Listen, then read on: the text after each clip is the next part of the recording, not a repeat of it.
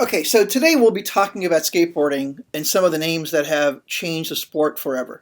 Not just Tony Hawk, but people like Frank Nasworthy, Larry Bertelman, and Tony Alva. Um, all right, let's begin actually with something I like a lot. This is a Nike campaign from the mid 1990s. I think it pretty much reflects the attitude towards skateboarders.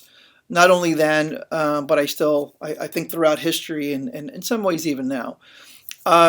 Skating, for those of you who have skateboarded, whoever kind of witnessed anything in the world of skateboarding, you can probably even in your lifetime seen a shift. I think in the amount of seriousness, maybe the amount of uh, I don't know, respect you might give skateboarders than especially in the past.